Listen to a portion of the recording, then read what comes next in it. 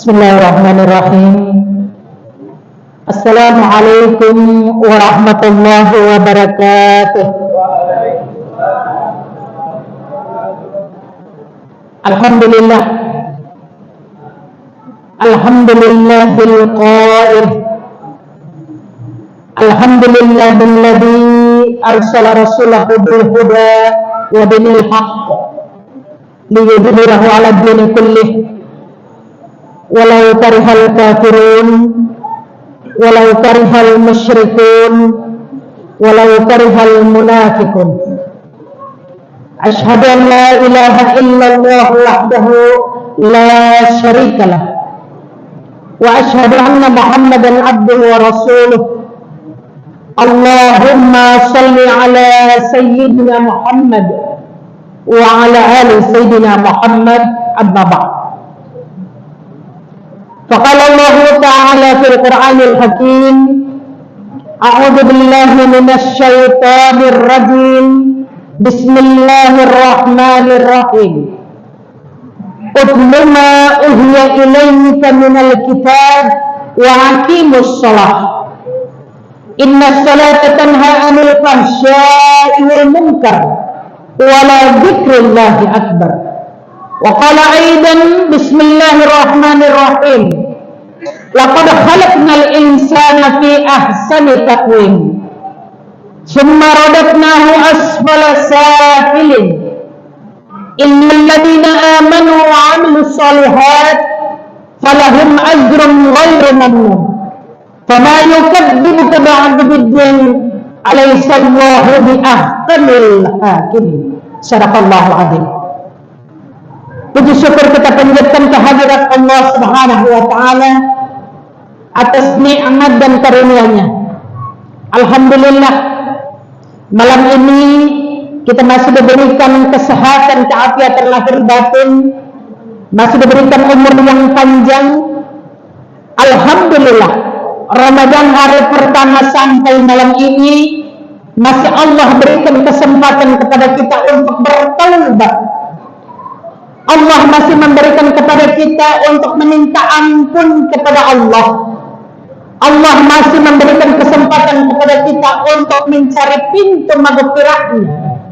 Insya Allah kita diberikan kesempatan, kemudahan oleh Allah untuk dapat menyelesaikan Ramadan ini, dan bahkan kita berdoa, bermunajat kepada Allah Ta'ala agar supaya kita masih mampu melaksanakan Ramadan pada tahun depan nanti. Amin. Amin ya rabbal alamin. Salawat dan taslim semoga tercurah kepada manusia yang agung, manusia yang belum meminta ampun tapi sudah diampuni dosanya oleh Allah, manusia yang dicintai oleh alam beserta isinya, Muhammad Rasulullah sallallahu alaihi wasallam. Insya Allah syafaatnya kita dapatkan baik di dunia maupun di akhirat kelak nanti. Bapak Imam beserta jajaran yang kami hormati, Ketua BPM beserta jajaran yang kami hormati, tokoh agama, tokoh masyarakat, tokoh pemuda, seluruh jamaah yang insya Allah sama dirahmati Allah Subhanahu wa taala. Di dalam menjalani kehidupan ini ada 3 konstanta atau ketetapan yang sudah Allah berikan kepada kita. Ketetapan yang pertama adalah perubahan, ketetapan yang kedua adalah prinsip, dan ketetapan yang ketiga adalah penghormatan. Kalau kita ambil pada ketetapan yang pertama, perubahan, tentu di antara kita para jemaah sekalian tidak akan pernah mau pada Ramadan yang lalu sholat kita, ibadah kita, tilawah kita hanya berjalan seperti apa adanya. Kita ingin sebuah perubahan. Mungkin pada Ramadan yang lalu kita masih tilawah dalam keadaan terbata-bata. Oleh karena itu 11 bulan kita diberikan kesempatan untuk belajar, memperbaiki tilawah kita, dan alhamdulillah pada Ramadan ini kita mampu bertilawah sesuai dengan apa yang diinginkan. Inna Allah la yughayyiru ma biqaumin hatta yughayyiru ma bi anfusihim. Ini adalah sebuah ketetapan konstanta kehidupan. Allah tidak akan pernah merubah nasib suatu kaum sampai kaum itu yang akan merubah nasibnya sendiri. Oleh karena itu jemaah sekalian yang dirahmati Allah Subhanahu wa taala, di dalam surah Al-Ankabut sebagai pemula tadi yang saya bacakan, "Utlu ma uhiya ilaika minal kitab wa aqimus shalah." Allah perintahkan kepada kita untuk membaca Al-Qur'an. Semua hukum yang Allah tetapkan di dalam Al-Qur'an, kita tidak akan pernah tahu mana yang Allah perintahkan dan mana yang Allah larang kalau kita tidak pernah membaca Al-Quran. Wa aqimus shalah, kata Allah, dan dirikanlah salat. Kalau hanya sekedar mendengar dari satu mulut ke mulut yang lain, mungkin kita tahu salat itu 5 waktu sehari semalam. Tetapi makna daripada salat itu, ketika kita ruku, ketika kita sujud, ketika kita beriktidal, membaca takbiratul ihram, kita tidak akan pernah tahu kalau kita tidak pernah membuka lembaran Al-Quran. Maka Allah katakan, "Utlu ma uhiya ilaika minal kitab." Baca apa yang aku turunkan di dalam Al-Quran itu. Wa aqimus shalah. Ini perintah Allah. Dirikan salat. Kenapa? Karena salat itu mencegah daripada perbuatan keji dan munkar. Inna salata tanha anil fahsya'i wal munkar. Tabarakallah. Jemaah sekalian yang dirahmati Allah Subhanahu wa taala. Konstanta yang kedua adalah sebuah prinsip. Ramadan datang hanya dalam 1 tahun, itu hanya sekali, Bapak Ibu sekalian. 11 bulan kita diberikan kebebasan oleh Allah untuk makan minum. 11 bulan kita diberikan kebebasan oleh Allah untuk menata kehidupan kita. 11 bulan Allah memberikan kepada kita kesempatan untuk menjalani kehidupan kita. Bahkan mana yang Allah larang itu kadang-kadang kita tebus, mana yang Allah perintahkan pun kadang-kadang kita tinggalkan. Tapi subhanallah, dengan kedatangan Ramadan, dengan keberkahannya, Bapak Ibu jemaah sekalian yang dirahmati Allah Ta'ala, ada sesuatu yang kita inginkan untuk melanggar saja, baru ingin, itu bertentangan dengan jiwa. Ya Allah, aku sedang puasa. Maka oleh Rasul Sallallahu Alaihi Wasallam, ada di antara beberapa kelompok umatku yang beruntung, yang merugi dan sangat merugi. Masya Allah. Bertanya para sahabat, ya Rasulullah, siapakah kelompok-kelompok itu? Rasul Sallallahu Alaihi Wasallam menyampaikan, ketahuilah, kelompok yang beruntung adalah 1, mereka yang menjaga imannya sejak selesai sahur sampai dia sahur kembali. Dalam 24 jam dia sadar, Bapak Ibu sekalian, bahwa dia dilihat oleh Allah, dia dipantau oleh Allah, dia diawasi oleh Allah dalam waktu 24 jam. Mereka ini adalah orang yang beruntung, dan di antara 1000 hanya dapat 100, yang di antara 100 hanya dapat 10, dan di antara 10 itu hanya dapat 1. Lalu sahabat bertanya, ya Rasulullah, kelompok yang kedua yang seperti apa? Kata Rasulullah Sallallahu Alaihi Wasallam, ketahuilah, kelompok yang kedua adalah mereka yang hanya mampu menjaga imannya di waktu pagi sampai tengah hari. Sesudah dari tengah hari itu, mereka tidak lagi mampu menjaga iman dan takwanya. Mulut mereka sudah mulai bergumam. Kenapa saya harus berlapar-lapar? Kenapa saya harus menahan haus dan dahaga? Kenapa hanya seperti ini? Apa yang saya dapatkan nanti di yaumul kiamat? Mereka ini adalah kelompok yang merugi, yang imannya hanya bisa tercapai hanya separuh hari.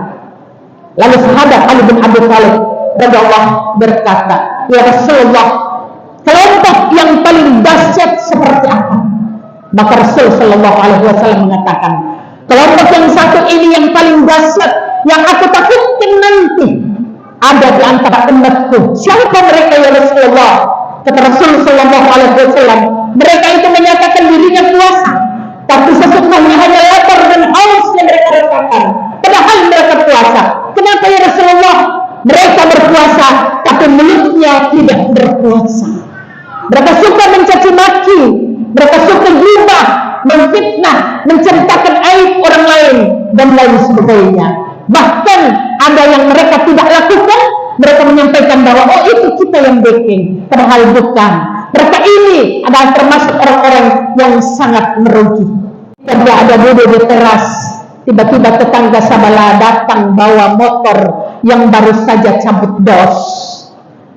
Tahap pertama turun, dia mulai angkat leher sedikit.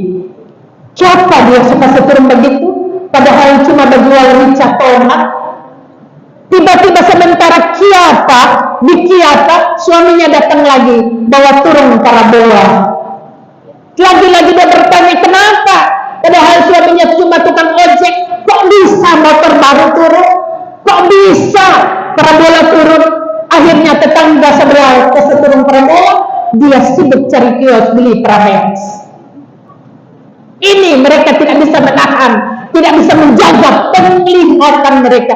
Kata Rasul Shallallahu Alaihi Wasallam, dari mata inilah akhirnya mereka tidak bisa menjaga telinganya, pendengarannya.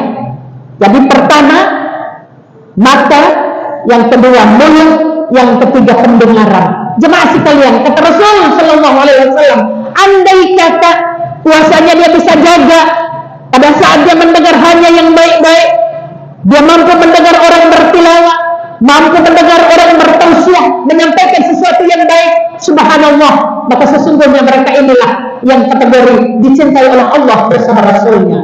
Tapi dari konsep semua itu, kata Rasul Sallallahu Alaihi Wasallam, yang paling inti adalah menjaga qalbun, hati mereka.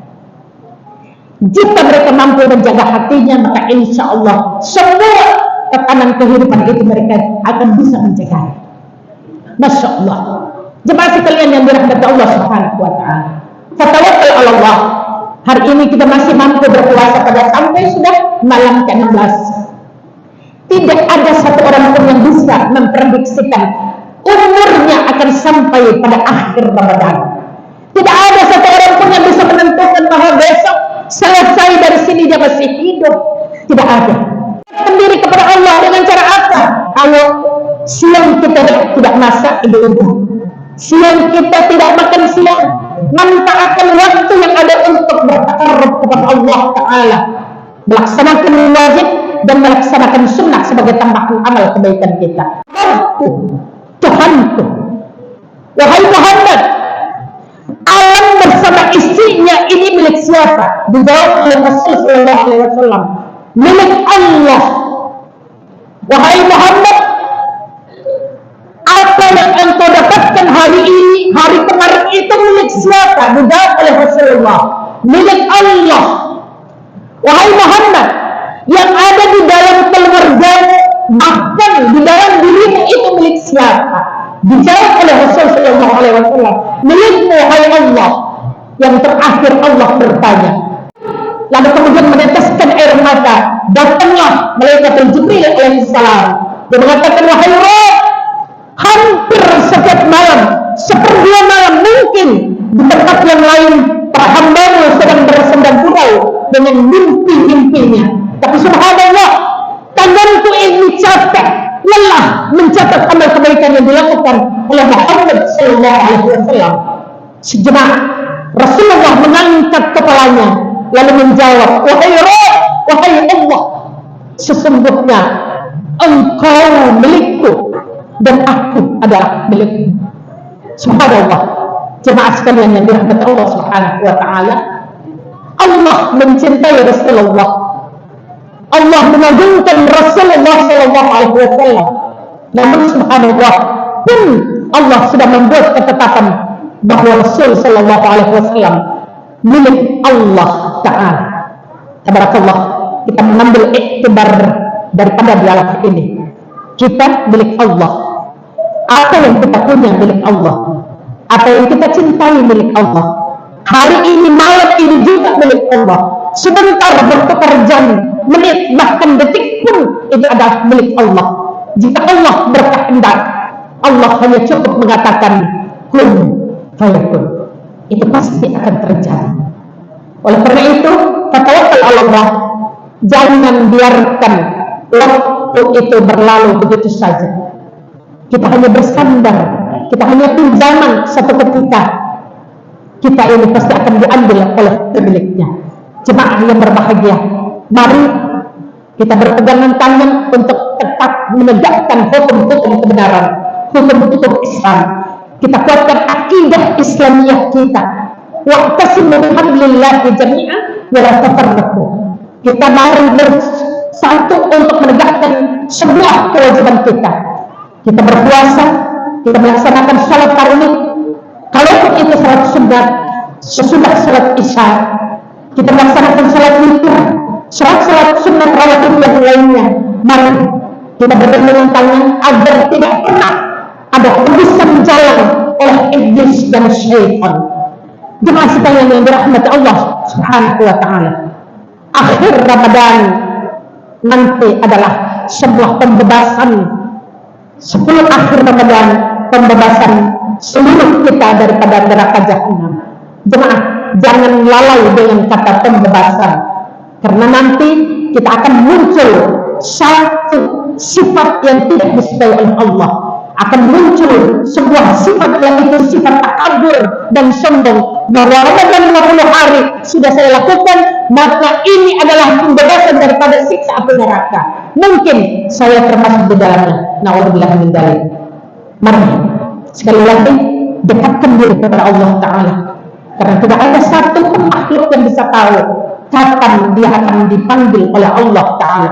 Persiapkan diri sebaik mungkin. Bekal kita yang siapkan insya Allah menjadi mutmainnah, menjadi husnul khotimah menjelang ajal kematian kita. Sebagai penutup, saya ingin menyampaikan, kebetulan Pak Imam, kami sering memberikan materi di lapas rutan di Rutan Malembeng.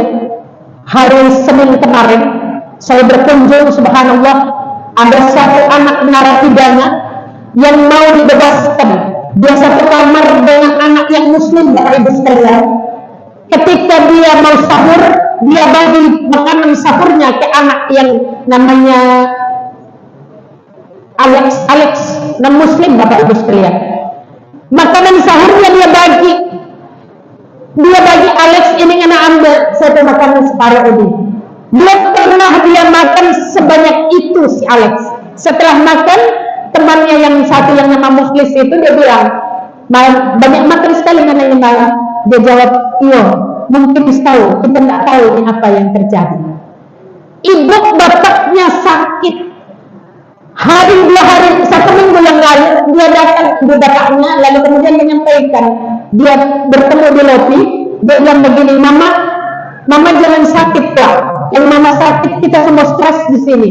Daripada mama sakit, lebih baik kita yang sakit. Kita mau kalau mama meninggal, lebih baik kita yang meninggal.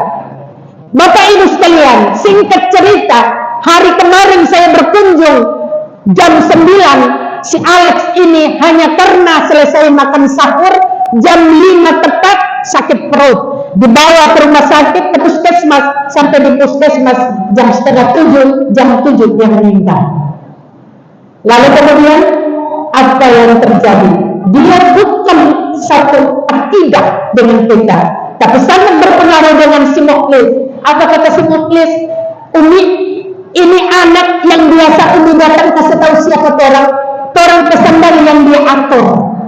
Jadi biasa kalau kita kasih tahu siapa, Bapak Ibu, orang pesandal dia atur, cari pasangan-pasangannya. Saya punya sandal sepatu, ini ada magniflor, itu orang pesandal dia kasih rapi.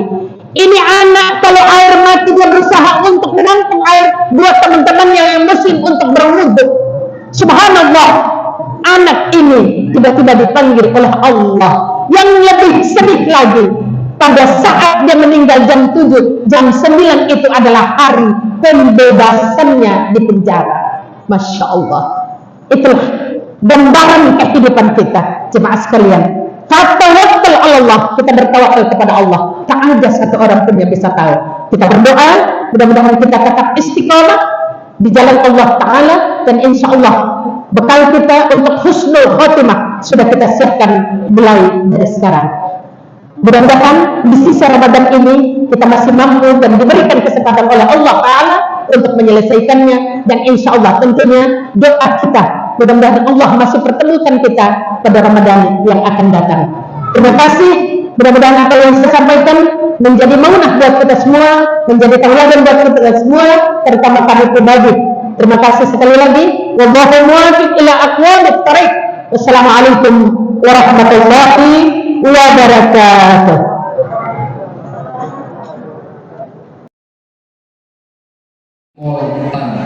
Itulah nama-nama keluarga yang akan mengawalkan takjil dan teh. Jangan lupa teh ini, teh manis untuk buka puasa pada besok hari. Dan sekali lagi kami memberitahukan kepada jamaah Masjid At-Taqwa, tidak ada yang terkecuali, bahwa panitia Ramadan saat ini sudah mengumpulkan zakat fitrah. Untuk itu dimohonkan kepada seluruh jamaah Masjid At-Taqwa apabila ingin menyalurkan zakat fitrahnya supaya sesegera mungkin, supaya sebelum hari raya terus salurkan ini untuk 8 golongan, artinya memudahkan kami sebagai panitia. Dan dimohon pula jamaah supaya harus semua membayar. Yang pertama, keluarga Bapak Haji Suryanto Banteng. Yang berikut Ade Rahmat Capar. Yang berikut Bapak